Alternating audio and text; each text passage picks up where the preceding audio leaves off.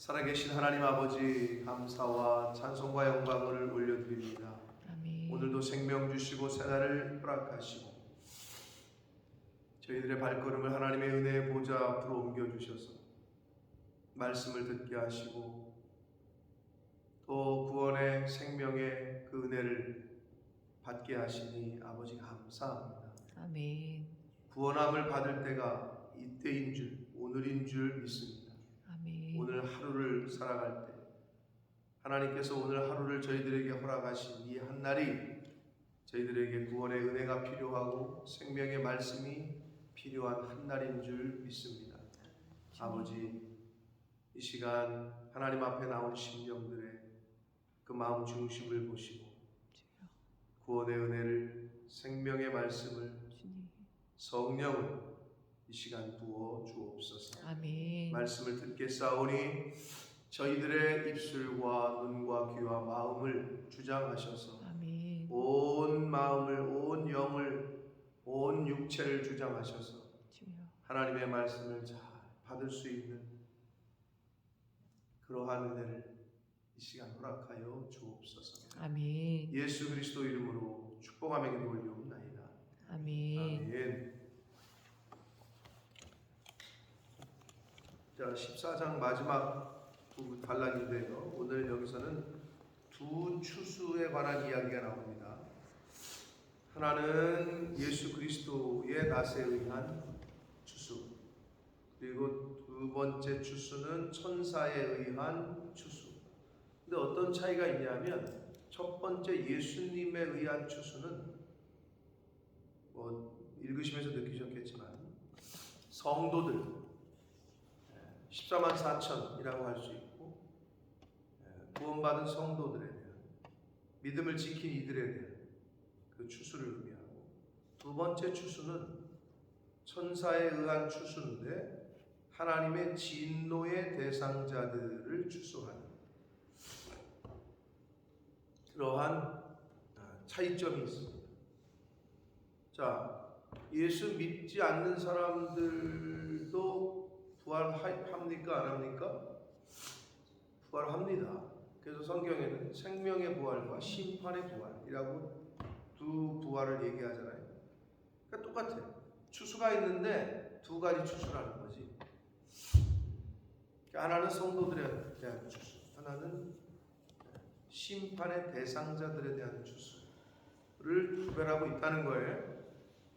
이렇게 두 추수에 대한 이야기인데 마지막 때에 자 뭐라고 말씀하시는지 한 절씩 보도록 하겠습니다. 14절입니다. 자, 사도 요한이 보니 흰 구름이 있고 구름 위에 인자와 같은 이가 앉으셨는데 그 머리에는 금 면류관이 있고 그 손에는 예리한 낫을 가졌더라. 누가 봐도 이거는 예수 그리스도를 상징한다고 볼 수 있겠고, 그 예수님의 손에 예리한 낫을 가졌대요. 뭐 추수에 비유하는 거는 복음서에서도 많이 나오죠. 예수님이 여러 그 비유도 알곡과 쪽정이 비유도 말씀을 하셨고, 우리도 그렇게 우리나라 사람들도 농사에 비유를 했어요. 뭐를? 우리 인생을, 또 뭐를? 자녀를 키우는 거예요. 그래서 뭐라고? 자식 농사라고 표현해요. 그러니까 우리 인생을 농사에 비유를 했어. 왜 어르신들이 그렇게 비유를 했는지 모르겠지. 근데 어떻게 보면 그게 올라가다 보면 성경에서 온 게 아닌가 생각을 하는데, 성경에서도 오늘 이 요한계시록에서도 농사의 비유를 하고 있는 거예요. 추수 때에 이제 베어서 사복음서에 예수님께서 추수 때까지 뒀다가 알곡은 고간에 쭉정이를 불에 태우면 된다고 말씀하셨잖아요. 그것과 연관돼서 지금 성도들에 대한 추수를 예수 그리스도께서 낫을 가지고 이제 추수를 하는 그러한 걸로 사도 요한에게 환상으로 보여주시고 있어요. 자, 예수님이 낫을 가지셨고 또 다른 천사가 성전으로부터 나와 구름 위에 앉은 이를 향하여, 즉 예수 그리스도께 향하여 큰 음성으로 외쳐 이르되 당신의 낫을 휘둘러 거두소서. 땅의 곡식이 다 익어 거둘 때가 이르렀음이니이다 하니. 자, 그렇게 추수를 하라고 이 천사가 보고 아닌 보고를 하니 구름 위에 앉으시니가 낫을 땅에 휘두르되 땅의 곡식이 거두어졌다라고 말씀합니다. 자, 여기서 이제 땅의 곡식이 거두어졌다라고 표현했는데 원문에는 땅이 거두어졌다 이렇게 얘기하고 있어요. 근데 이제 충분히 곡식으로 의역을 한 건데 직역을 하면 땅이 거두어졌다라고 이야기를 합니다. 자, 이 세상이 우리의 일터, 믿음의 훈련장이요 일터라고 얘기합니다. 이 세상에서 저와 여러분이 행한 것대로 하나님이 갚아주시는 거예요. 이 땅에서 행한 것. 그러니까 생명이 있는 동안에 이 땅에서 살아온 동안에서의 말과 행동, 행위로 하나님이 심판하십니다. 땅이 거두어졌다라고 얘기를 합니다. 직역하면. 근데 이제 땅의 곡식이 거두어졌다. 그러니까 이 땅에 있는 성도들, 이 세상에 있는 성도들을 의미합니다. 그러니까 우리가 이 땅에서 뭘 어떻게 하고 사느냐가 중요한 거죠. 많은 열매, 추수해야 할 것들을 추수하게 되는 저와 여러분 되시길 축복합니다. 아멘. 성도들의 열매, 성도의 열매 뭘 거둬야 될지 우리가 몇 주 전에 성령의 9가지 열매를 얘기를 했는데 우리가 거둬야 될 그 열매들, 그런 것들을 좀 생명 있는 동안 잘 열매를 맺어가는 저와 여러분 되시길 축복합니다. 아멘. 자, 이제 두 번째 17절부터 20절까지 단락에서는 마지막 재난을 가지고 온 천사에 의한 하나님의 진노의 대상자들을 추수하는 내용이 그려지는데 17절 또 다른 천사가 하늘에 있는 성전에서 나오는 내용이에요. 자, 15절에서 어떻게 했어요? 성전으로부터 한 천사가 나왔다고 표현하죠. 17절에도 또 다른 천사가 하늘에 있는 성전에서 나온다고 얘기를 하죠. 사랑하는 성도 여러분, 하나님의 은혜는 교회에서부터 시작됩니다. 아멘. 교회를 통해서. 왜? 예수 그리스도께서 머리로 계신 곳이기 때문에 성전에서부터 나오는 거예요. 그러니까 이 아침에 일어나실 때 어떤 마음으로 일어나셨는지 모르지만 육신을 죽이고 육신은 빨리 나가라 하는 것은 성령의 음성이고 좀 더 자자, 좀 더 눕자 하는 건 육신의 생각이고 그게 두 개가 싸우는데 오늘 이기시고 나오셨는데 하나님의 전적인 은혜지요. 건강을 주시고 몸이 아프면 나오고 싶어도 잘 못 나온다. 근데 몸이 아프지 않더라도 육신에 지는 경우가 있는데 그건 왜 그러냐? 영이 약하니까. 영이 약하면 육신에 질 수밖에 없어. 당연한 거죠. 근데 영이 강하면 육신을 이길 수 있어요. 그걸 세상 사람들은 뭐라고 얘기해요? 정신이 육체를 지배한다. 이런 표현을 쓰는 거예요. 약간 비슷한 얘기긴 해요. 스피릿, 성령을 홀리 스피릿, 거룩한 정신 이렇게 번역하는 거 아니에요? 근데 이제 그분들은 세상 사람들은 그냥 그 영에 대한 개념 자체가 없기 때문에 그렇게 얘기하는데 그걸 우리 성경을 아는 우리 측면에서 보자면 영이 육체를 지배하는 거죠. 영이 육신을 지배하는 거예요. 그러니까 내가 육신에 끌려 육으로 사느냐 아니면 영으로 사느냐 그건 자기 자신이 제일 잘 알아요. 육신이 하고 싶은 대로 사느냐? 영에 속한 자로 영이 이끄는 대로 순종하며 가느냐? 그건 내가 제일 잘한다. 아니 뭐 교회를 나오는 거 이것뿐만 아니라 일상생활 속에서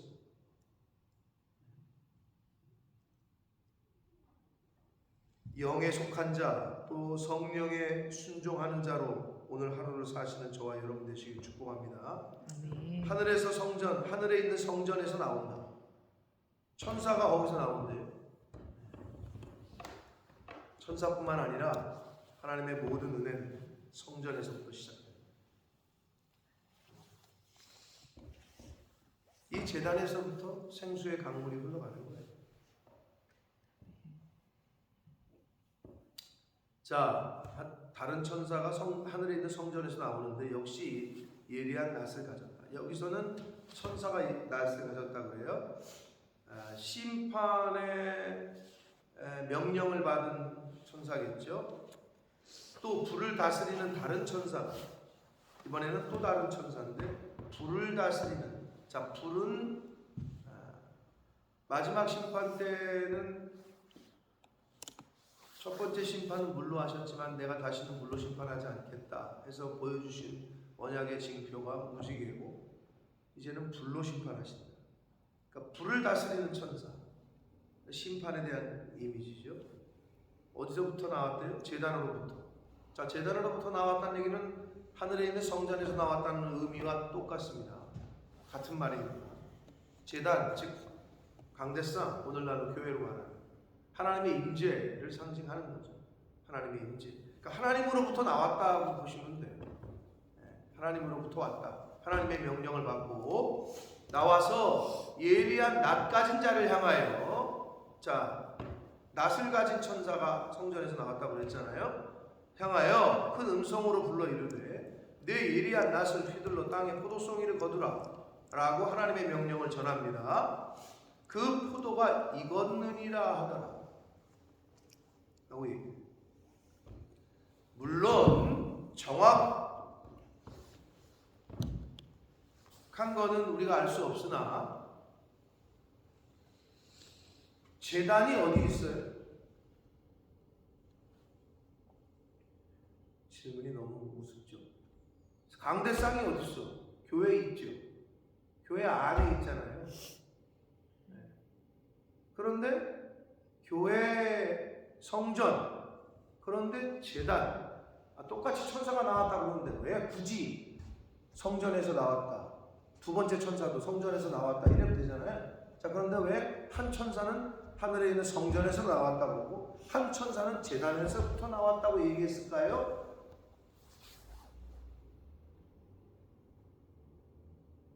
별로 뭐 생각해보지 않으셨지만 지금 생각해보세요. 왜 그랬을까요? 제물을 바치는 제단. 제물을 바치는 제단. 번제단처럼. 네, 번제는 그런 거죠. 하나님의 임재를 상징하는 건데 이렇게 생각하시면 돼요. 지금 누가 누구에게 오더를 내리고 있어요? 물론 하나님의 오더이긴 하나. 여러분 생각할 때 영등포 구청에 있는 공무원이 청와대에 있는 공무원한테 오더를 내리겠어요? 청와대에 있는 공무원이 영등포 구청에 있는 공무원한테 오더를 내리겠어요? 똑같은 천사라도 만약에 급이 있다면 제단 가까이에 있는 천사가 높겠어요? 성전에 있는 그냥 천사가 높겠어요?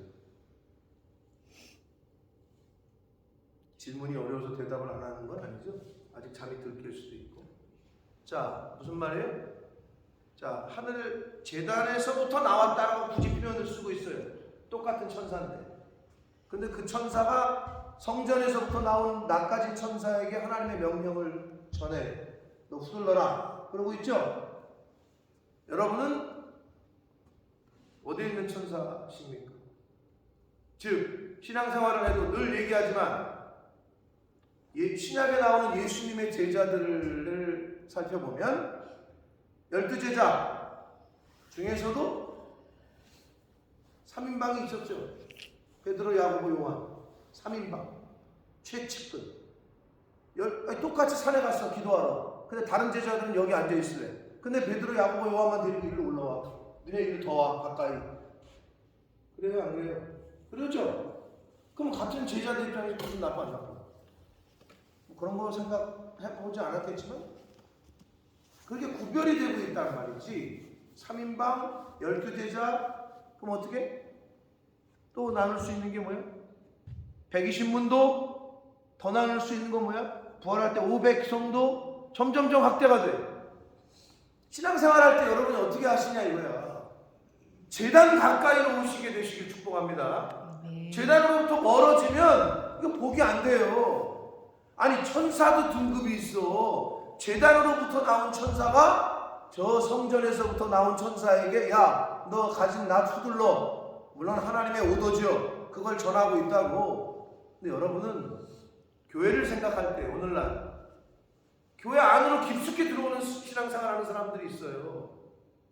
목사님의 말만 떨어지기를 이렇게 보고 있다가 또는 말도 하기 전에 눈빛만 봐도 알 수 있잖아 하면서 하시는 분들이 있어.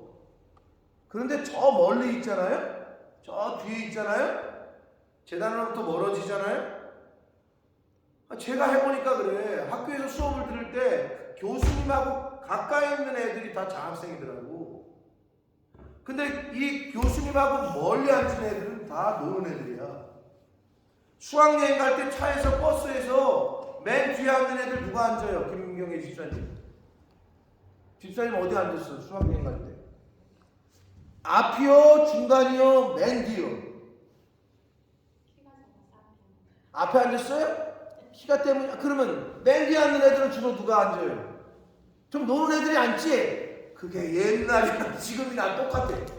그거 희한해. 진짜로 뭐 어때? 두 분 권사님 학창 시절에는 어땠는지 몰라. 우리 때도 꼭 노는 애들이 꼭 싸움하고 맨날 뭐 담배나 피우고 노는 애들이 맨 뒤에 앉아가지고 이랬지. 장학생은요, 공부 잘하는 범생은요 항상 앞에 앉아요. 희한해 그게. 신앙생활도 똑같아. 누가 재단과 가까우냐. 이게 굉장히 저는 뭐 별거 아니라고 얘기하면 아니랄 수 있지만 저는 이걸 보면서 아니 왜 굳이 똑같은 천사인데 하나는 성전에서 나왔다고 그러고 하나는 제단으로부터 나왔다고 썼을까? 아, 제단이 있는 데가 성전 아니에요. 그러면 그렇게 쓸 수 있는데 왜 굳이 이거를 구별을 했을까? 그런데 읽고 있다 보니 제단으로부터 나온 불가진 천사가 물론 하나님의 명령입니다만 충분히 그렇게 생각할 수 있습니다만 성전에서부터 나온 낯가진 천사에게 오도를 내려요. 여러분 어느 집단이나 깡패들도 형님 보스 옆에서 이렇게 있는 오른팔 왼팔은 있고 앞에서 싸우는 애들은 행동대장이라고 해요. 앞에 나가가지고 행동하는 거예요. 지금 낯가진 애는 행동대장이에요. 그리고 이 불가진 천사는 하나님의 최측근 천사겠지. 그러니까 제단으로부터 나왔다 그러겠지. 그러니까 명령을 내리잖아. 야 낯가진 천사야 땅에 휘둘러라. 행동하라는 거죠. 여러분은 어디에 계십니까? 신앙생활 하시죠. 나는 그거를 생각해 본 거예요. 왜 우리가 똑같이 신앙생활을 하는데? 왜 똑같이 수학여행을 가는데? 왜 똑같이 수업을 듣는데? 누구는 앞에 앉고 누구는 뒤에 앉느냐 이거예요. 그러면서도 또 하물며 직장생활할 때는 왜 그렇게 회장님, 사장님 곁으로 가려고 그래? 왜 그렇게 청와대에 들어가려고 그래? 청와대 가까이 가려고 그러잖아. 그리고 공무원들 중에 청와대 들어갔다 그러면 성공한 거 아니야. 왜 그러냐고. 직장인들 중에 회장님이 있는 10층 가장 꼭대기 스카이 희한하게 승진을 하잖아요. 그럼 상징적이지. 올라가지. 전무님 방이 어디 있어? 1층에 있는 데는 없어요. 사장님 방이 1층에 있는 데는 없어요. 그런 회사 가서 보셨어요?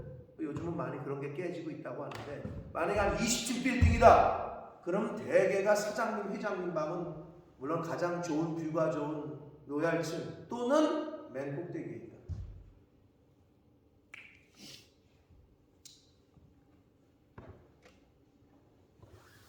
안으로 들어오셔야 됩니다. 안으로. 말씀 안으로, 교회 안으로, 제단 가까이. 아멘.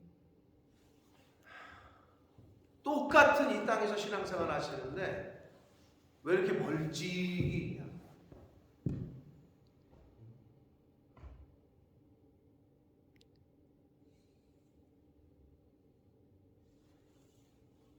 예수님이 십자가에 돌아가시는데 제자들 어디 있었어요? 그 자리에 있지도 않았어.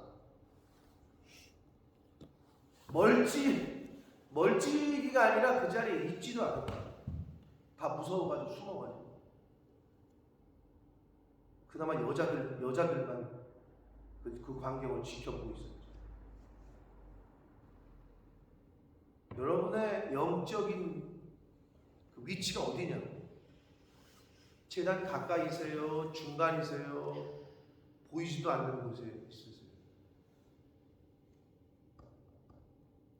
그걸 좀 생각하면서 신앙생활 하시되 하나님 앞으로 제단 가까이에 중심으로 들어오는 신앙생활 하시기를 축복합니다. 아멘.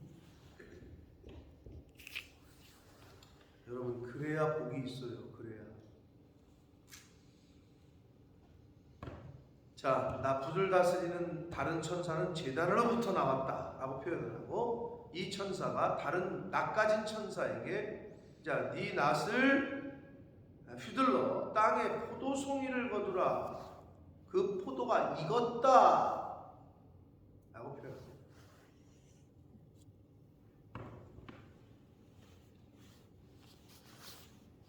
자, 포도가 익었다.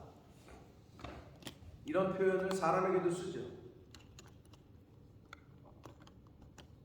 쓰는 거 모르세요? 일반적인 말로 쓰지 않지만 드라마나 영화 같은 데 보면 쓴단 말이에요.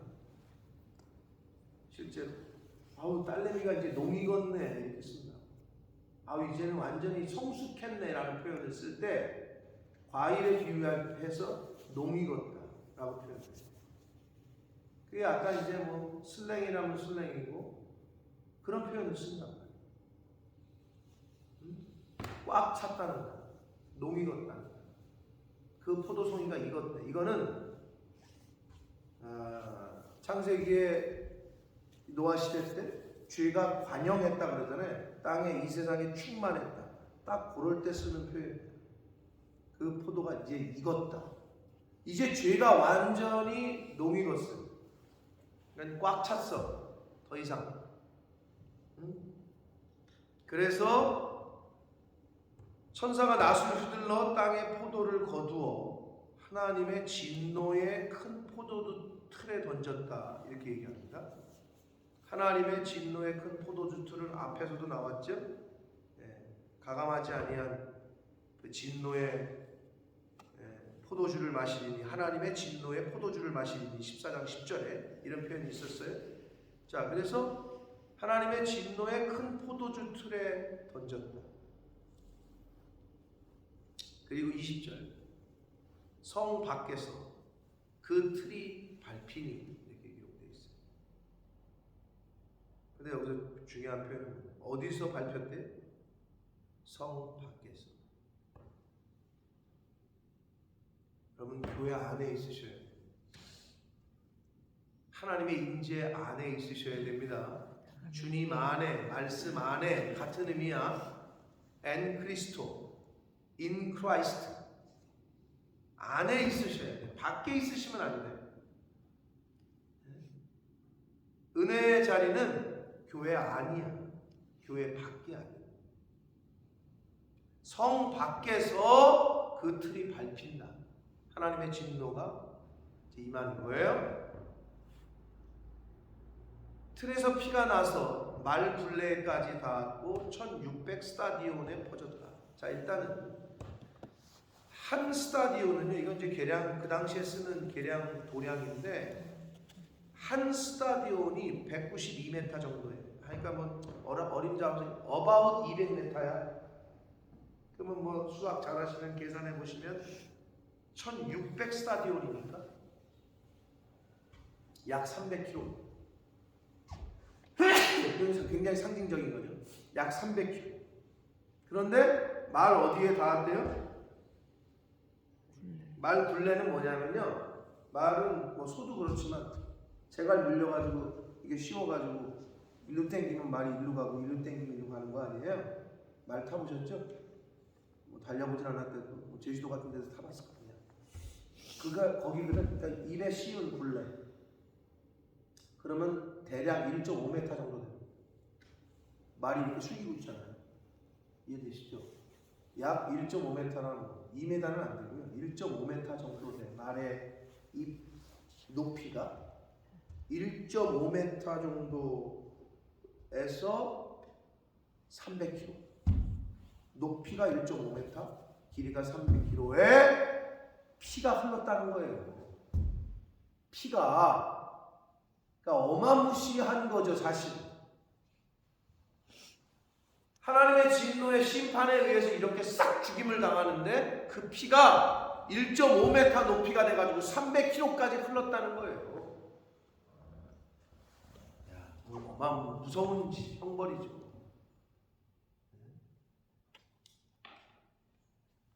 그 피가 나서 1.5m까지 닿았고 1600 스타디움 약 300km까지 퍼졌다라고 말씀합니다.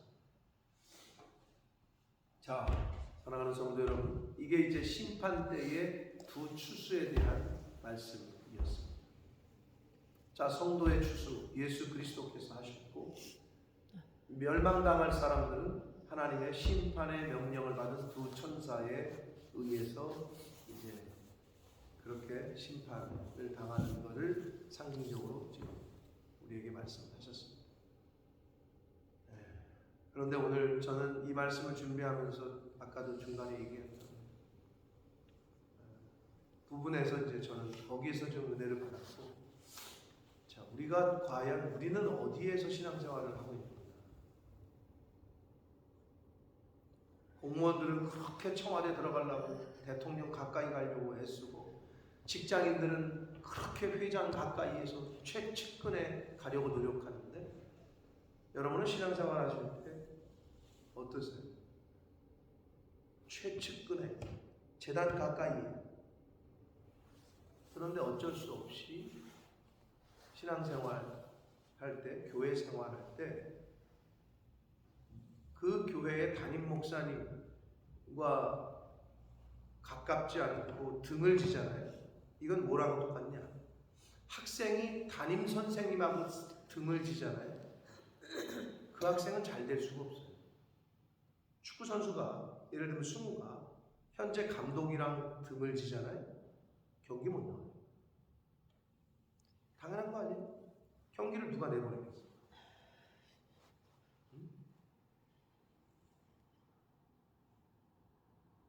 교회 안으로, 교회 가까이에 들어온다는 얘기는 결국은 주의 종과 친밀한 관계를 가져야 된다는 걸 의미하고, 그것이 곧 하나님과 이 제단과 가까워지는 걸 의미하는 거예요. 명심하시라.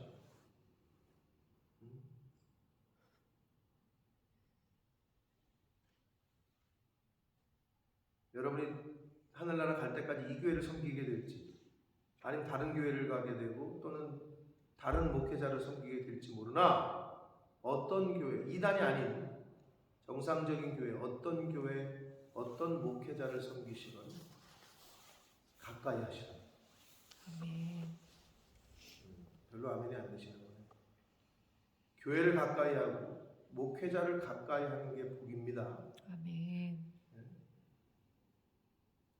그게 싫으시면 맨 뒤에 앉든지, 수학여행 갈 때 맨 뒤에 앉는 사람처럼 그냥 맨 뒤에 앉아 있다가 예배 끝나면 가고, 그런 신앙생활 하시든지.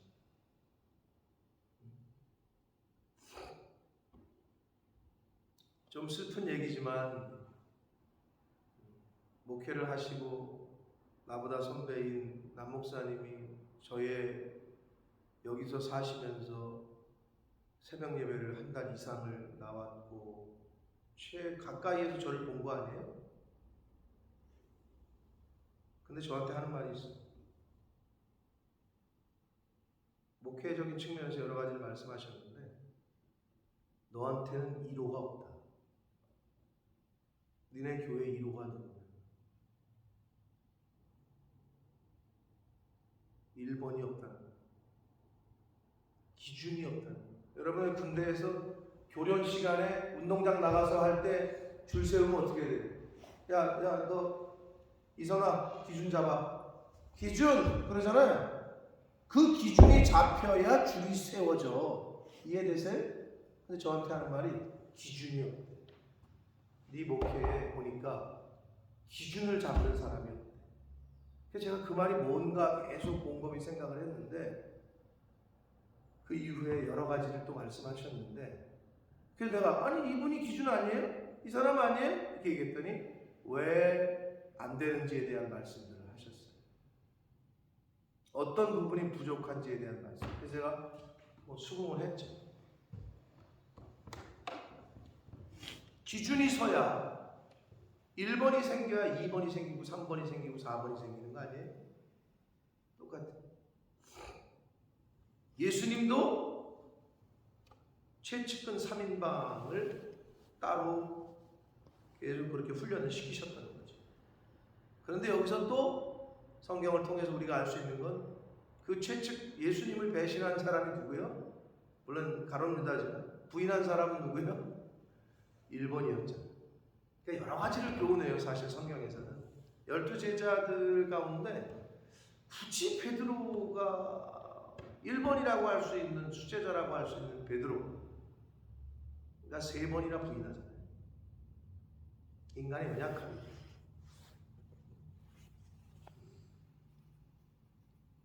여러분 그럼에도 불구하고 여러분 같은 자녀들에게 뭐라 그랬어요? 선생님하고 잘해라, 관계를 잘 맺어라 그러지. 야 학교 가서 맨 뒤에 앉아. 선생님하고 자꾸 말 섞지 마. 여러분 같은 그렇게 가르치겠어요? 승우한테 야 감독이랑 너무 친하게 지내면 안 돼. 이렇게 얘기하겠어요? 여러분의 자녀들이 목회자와 가까우면 복을 받습니다. 아멘. 근데 여러분의 자녀들이 목회자와 멀어지잖아요? 그럼 복이 안 됩니다. 근데 그건 누구의 책임이냐? 거의 부모의 책임. 부모가 집에 가서 교회를 험담하고 목회자를 저기 하고 하잖아요? 다 들어요, 자녀들은.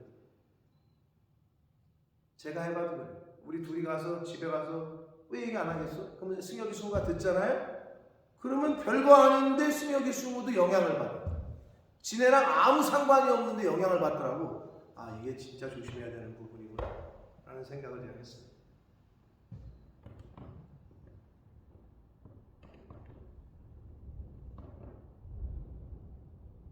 그래서 제가 간곡히 말씀드립니다. 우리 교회에서도 마찬가지지만 하나님이 어떻게 하실지 모르지만 어떤 목회자, 어떤 교회를 가서 섬기시든 제단 가까이 가시라. 아멘. 아멘. 아멘. 제단 가까이 가셔야 복이. 제단 가까이 가셔. 임재 안으로 들어가요. 하나님의 임재 안으로 들어가셔요. 복이 돼요. 청와대 가야 성공한 거라고 얘기하듯이 똑같은 얘기예요. 성전 밖에 있던 사람이 성전 안으로 들어왔어. 안에 있던 사람이 점점점 가까이 와. 맨 뒤에 앉아서 신앙생활하는 사람이 갑자기 믿음이 이제 성장해가지고 어디에 가는지 알아요? 제단 가까이에 와. 그게 어디야? 성가대를 쓰네. 찬양대. 그러더니 더 가까이 와. 어디 가까이 와? 목회자와 거의 같은 동급에 서네. 그게 누구야? 장로들. 그게 누구야? 직분자들. 기도할 때 어디에 와? 기도할 때 여기 오잖아. 가까이 오잖아. 제단 가까이에. 한국교회에서는 장로님들 기도할 때 거의 같은 아니면 또는 다른 저기지만 제단으로 올라와서 하잖아요. 그게 얼마나 귀한 건지 몰라요.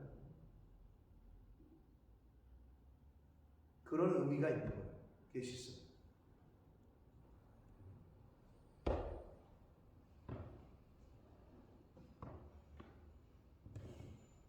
바라기는 하나님을 가까이 하고 예수 그리스도께서 머리로 계신 교회를 가까이 하고 하나님의 임재를 상징하는 제단을 늘 가까이 하시는 저와 여러분이 되시길 축복합니다. 아멘. 그래서 오늘도 이 추수의 두 추수에 대한 이야기를 했습니다. 마지막 때에 대한. 자, 우리가 추수를 할 텐데 저와 여러분도 이제 하나님이 추수를 하실 거예요. 그럴 때 많은 것을 하나님 앞에 드릴 수 있는 그러한 이 땅에서의 영적인 신앙생활을 잘 하시는 저와 여러분의 오늘 하루의 삶이 되고 하나님이 부르시는 그날까지의 삶이 되시길 예수 그리스도 이름으로 축복합니다. 아멘. 살아계신 하나님 아버지, 감사와 찬송과 영광을 올려드립니다. 아버지 하나님, 아직 저희들에게 열매를 더 맺게 하시기 위해서 생명 주시고 시간을 더 허락해 주셨습니다. 저희들이 맺어야 되고 또 열매를 거둬야 될 것들을 더 할 수 있도록 시간을 주셨습니다. 회개할 수 있는 시간을 주셨습니다. 돌이킬 수 있는 시간을 주셨습니다. 더 많은 열매를 맺을 수 있는 시간을 주셨습니다. 생명도 주셨고 건강도 주셨습니다. 하나님의 제단 가까이에 나아올 수 있는 기회를 주셨습니다. 그러나 아버지, 저희들의 삶을 볼 때 하나님이 허락하신 생명과 시간과 건강과 이 모든 것들을 통하여 하나님이 기뻐하시는 삶의 모습을 살아야 될진데 그렇게 살지 못하고 안타까운 시간을 낭비하고 호송세월하는 때가 있습니다. 주여, 긍휼히 여기시고 불쌍히 여기시고 진리의 영으로 깨닫는 영으로 늘 말씀해 주셨습니다. 하나님, 교회를 멀리하는 것이 아니라 말씀을 멀리하는 것이 아니라 제단 앞으로 나올 수 있도록 교회 안으로 들어올 수 있도록 말씀 안으로 들어올 수 있도록 주여 은혜 내려 주옵소서. 아멘. 아버지, 나는 어디서 신앙생활하고 있는지를, 나의 영적인 지금 좌표는 어디인지를 늘 점검해서 바라보고 나옵기는 하나님의 임재로 상징되는 이 제단 가까이에 더 가까이 올 수 있도록 주여 그러한 신앙생활을 할 수 있도록 주님 은혜 내려 주옵소서. 아멘. 이 몸된 교회에 하나님이 보내시는 영혼들, 아버지, 이들이 교회 마당만 뜰만 밟다가 돌아가는 심령들 없게 해주시고 주여. 이 제단 가까이에 오기를 사모하며 하나님의 임재를 사모하며 말씀을 더 잘 듣기를 사모하는 그러한 심령들과 가정들, 자녀손들이 되도록 주여 은혜 내려 주옵소서. 아멘. 예수 그리스도 이름으로 축복하며 기도 올리옵나이다. 아멘.